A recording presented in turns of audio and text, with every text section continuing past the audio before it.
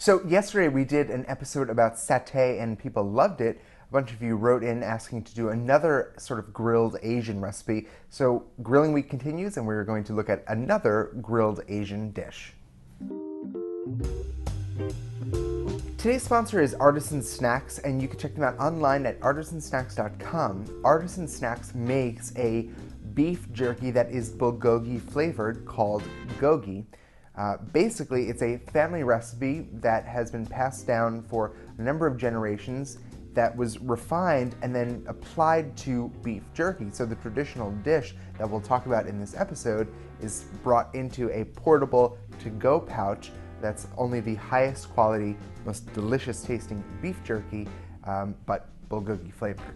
Check them out online at artisansnacks.com and give their beef jerky a go today. Alrighty, so today we are talking about bulgogi. Now, bulgogi is a pretty fundamental dish in Korean cuisine, and it's really at the heart of Korean barbecue.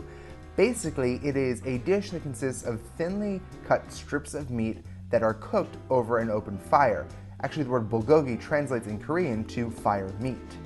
Traditionally, bulgogi is served wrapped in lettuce. People just pick up the meat with lettuce and eat it just like that. And the flavor of bulgogi comes basically from the marinade, which is very focused on soy sauce, sugar, sesame oil, and garlic. And it has a slight teriyaki flavor to it. Bulgogi is believed to have originated sometime between 37 BC and 668 AD. During that time, the meat was cooked on skewers, just like we did in yesterday's episode. Some dynasties later, it evolved to be called thinly spread meat, but it was kind of reserved at that point for the wealthy or nobility. I'm the bulgogi queen! Let them eat bulgogi! Nowadays, you don't have to be royalty to eat bulgogi. In fact, it is a trend in the United States to go to these Korean barbecue places where your friends sit around this communal table with a grill and you actually grill your own pieces of pre-marinated meat. If you haven't tried a restaurant like this before, I highly recommend it. It's a lot of fun. It's kind of like going to a fondue restaurant, but you're just eating meat, which is even better than cheese. But of course, this is grilling week, so we are going to go over how to make bulgogi at home on your backyard barbecue grill. To start, you'll need some thinly sliced beef.